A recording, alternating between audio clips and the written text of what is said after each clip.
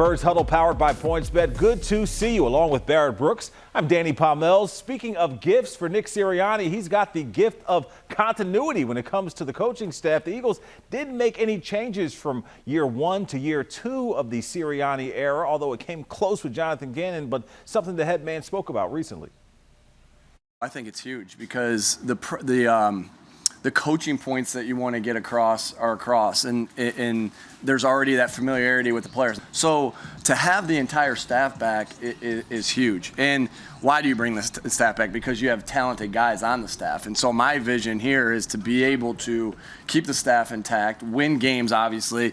Guys will obviously get promoted from that, and then be able to have a good young group of nucleus guys that are in position or in support roles to be able to promote.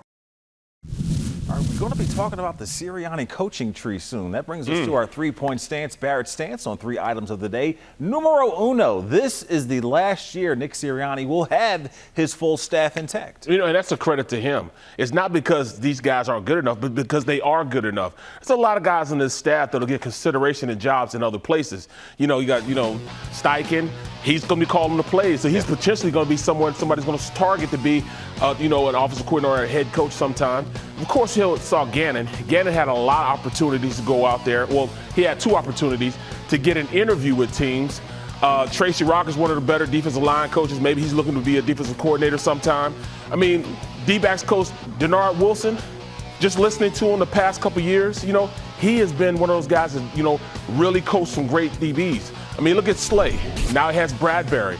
They're going to want to get some of that to bring to their team. So he has to watch it, man. He's doing a great job with these guys, man. Really good job with these guys. So as they go forward, they get better, and this coaching staff gets more prevalent as far as seeing these guys do better. The record is better. Teams are going to try to pluck these coaches from off this coaching staff. I mean, we already have the best offensive line coach in the league. Yeah. That alone, Jeff Stoutland alone is going to have teams try to pull him in that direction. Maybe even, he might go as a lateral move as an offensive line coach, but they might plug him with a assistant head coach job, just so he can be in the building to teach these other staffs how to be great offensive linemen. These other players how to be great offensive linemen. So I can definitely see them, losing a lot of coaches on this coaching tree simply because they may have some success. If all things go the way they're supposed to go and they have some success, there will be a couple of teams come in and take from this coaching staff. All right, let's get to your second stance. Britton Covey will be this year's camp darling. The undrafted receiver out of Utah is going to capture the hearts and minds of Eagles fans. Is that what you're thinking, Barrett? No question, because he's a little guy, number one, undrafted, and people love those type of stories. But I tell you what, talking about somebody that's explosive, we already at this point don't have a guy that can return game. But look, 5'8", 170, that's tiny in the NFL. It may not be tiny at the grocery store, but it's definitely tiny in the NFL. But he's so explosive. He's turned heads, a lot of heads also. I mean, look at him, 3-time all Pac-12. I mean, this guy can play, man. So at the end of the day, the Eagles need a return game, a return guy. They don't have anybody consistently back out there to really do anything. And like I said, his route running, he's been precise. He's caught the ball when they've thrown to him. This is what you want. As a young receiver, it's going to be hard for him to make the squad if he's not going to be a return guy. So I can definitely see him going out there and fulfilling that purpose for this team. He won't make the roster as far as being a wide receiver. But I was talking to Dave. Dave said there might be an opportunity that they keep him on the roster or at least on the scout team, the practice squad, as they go forward. He has some potential. What about Devin Allen? I mean, he's not the guy that people are looking at. He's other old, quote unquote, in his late 20s, so old for NFL standards, undrafted receiver who happens to be an Olympic hurdler. Where does this all factor in with him in regard? The experience of being on the field. I mean, Kobe's been on the field, the past couple of years in college. Where Devin Allen has taken time off to focus on the track and field stuff. Allen is a track guy. I don't know how that's going to equate. He hasn't been on the field and really played a game since 2016. I know you think it's like riding a bike, but there's a lot of things that he hasn't experienced since 2016 that he has to think about going out on the field. There's nobody trying to hit you on the track. Yeah. Now you out there running over them hurdles and you're not getting hit. You might be hurdling somebody, but somebody's coming to knock your head off.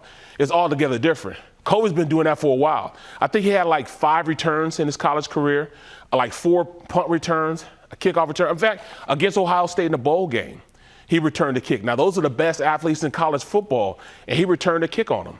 So that ability alone might give him a chance to make this team. It's going to be tough, but hey, if there's one guy that could be that hype guy that everybody wants, the great story, you want to sit around and talk about, he's that type of guy. All right. They want him. Look out for him, Britton Covey. Your third and final stance. Second bye week would benefit everyone involved. 49ers tight end George Kittle recently suggested that the league should add a second bye week to offset the extra game on the schedule. The league has previously fought against it because they don't want to dilute the TV schedule. But what's your stance on that? I mean, you are a former player talking, so I'm going to guess you're in favor of the second bye. No question. It gives your body a chance to heal more if you get that week off. Yeah. I mean, it's only going to help the TV deals anyways. That's another Monday night game, another Thursday night game, more Sunday night games. It gives them guys ability are healthier. Yeah. But then, they're going to be like, oh, it's going to water down. No, it's not going to water down the product. It's going to be a great product out there. We need to go ahead and take that break in between. Because I can remember I had a break at the end of the season. We didn't have we had at the end of the season, the last game, game 16. Right. That's after our game 16, we had our break. So our season ended a week before everybody else's because we were trash too. I think that was '89. The last week was our bye week. Wait. It was horrible, man. 90, the last 99? week, I think it was 98, 98, 99. Around there. Definitely not 89, but close though. I'm not that old, bro. But I'm older than 41. Nick Sirianni. Still good looking though. This matters. Dave Zangaro will join us on the other side as we count down the top 5 Eagles position groups. But as we break, it's time for Birds Trivia. We just spoke about the Eagles maybe needing a boost to the return game. The last time the Eagles had a kickoff return for a touchdown was 2016 when they had 2. Which 2 players returned those touchdowns? It is not the same guy. We'll have the answer on the other side.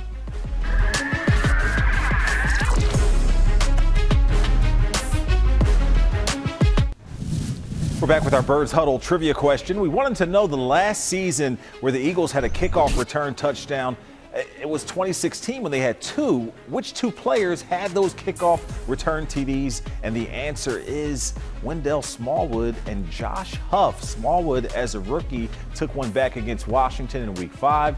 Then Huff returned one the following week against the Vikings. And, of course, our guy Dave Zangaro knew them both, so that is why he is one of our Eagles experts. We welcome him into the show from NBCSportsPhiladelphia.com. Dave, we appreciate you being here. And you put out an article today ranking the Eagles position groups. It just so happens we've been doing different top 5 lists this week, so we're going to focus on your top 5. Excellent segue. Let's start with number 5. And you thinking the interior offensive line is a great place of strength for this group. It is, and you look at it and you have Jason Kelce in the middle, still playing at an all-pro level. Will he decline a little bit? Maybe, but a decline for Jason Kelce. He's still one of the best centers in the league. You have that big fellow there, Landon Dickerson, on the left side. And then right now, Isaac Seumalo likely to be the guy at the right guard spot. And then you even go beyond that and you say, all right, there's some depth there. You have Jack Driscoll, you have Sua Opeta, you have Cam Jurgens now, the second-round pick. They have a pretty good offensive line, and you look inside, and that's pretty good. Absolutely. You cannot say that. I wouldn't put them necessarily at number 5. I'd have changed that up a little bit. I'd have brought them up just a little bit, just one step. Well, you're going to see what we have coming. I don't think you can.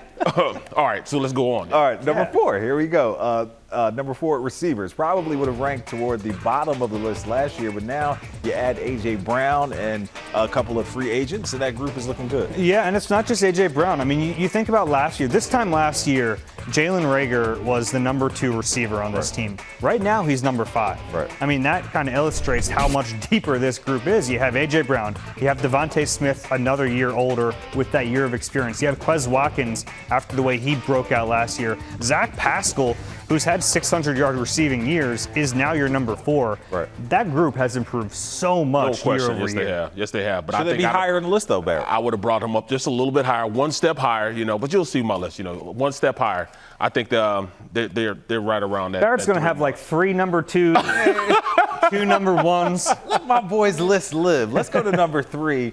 Cornerback, they add James Bradbury to the mix, and all of a sudden, this is a formidable group when you think about Maddox as well as Big Play Slay in that group. Yeah, and without Bradbury, it's probably significantly lower on this list. And we're really going off the strength of the starters here. You have Darius Slay coming off his best season here, one of maybe his best year in the league, and then you have James Bradbury, a little bit of a down year last year, still can play at a really high level. And don't forget about Avonte Maddox, because he is one of the better nickel cornerbacks in the league. He showed that last year. The depth could concern you a little bit, but they have so many young, talented players that it's almost like a numbers game. You figure at least one of those guys can play, right? At least one. Yeah, so that's the way I'm looking at those backup positions. Barrett thinks this is the best group they've had since Troy Vincent, Al Harris, and Bobby Taylor. So you'd have them higher, probably? Yes, I'd have them one higher. See, that'd be my number 2, simply because, to me, that tandem right there might be one of the top 3 best in the league right now. Right. So that's what I'm saying. I have them just a little bit higher. Okay. But, all right. Let's go to number 2, defensive tackle. They already had 2 Pro Bowl caliber players in Fletcher Cox and Javon Hargrave. Now they add Jordan Davis to the mix. What is not to like here? Yeah, and look, Fletcher Cox isn't what he once was, but he's kind of a victim of his own success in this league because he played at such a high level for so long, and he's not going to do that again, but that's okay. He's still an above average player, and you have him next to Javon Hargrave coming off his best NFL season, a Pro Bowl year last year, and now you add Jordan Davis in the first round, and don't forget about Milton Williams. I mean, this is a legitimately 4-deep defensive tackle rotation, which is what they want. They want to be able to rotate these guys through, and they, keep them fresh. Let those guys go out and play their hearts out for a series, and then they take a breather, and then the next wave comes through, and they have the ability and the depth to do it now. And something you're excited about, Barrett, the fact that guys like Fletcher Cox can go out and hunt and not have to worry about guarding a screen pass or something like that. No question. He comes in, he'll be well rested because he's not going to be asked to play the entire game. It's going to be spotted. He's going to have a spotted, type of relief as far as him going in and coming out. So I like their depth there, but I put them at number 5. Oh, okay. All right. But this is my all. No, you had to move someone. Right. Somebody had. Somebody couldn't. Yeah. Everybody just couldn't go up. Yeah. This is Dave Zangaro's list, though, so we'll finish off with number 1, and we're bookending this list with the offensive line. You got the offensive tackles at the top of the list, Dave.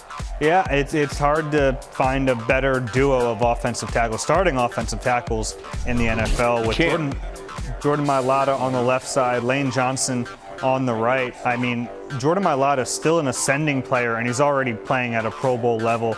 Lane Johnson, when he's on the field, there's not a better right tackle in football. You have these 2 guys together for the next several years.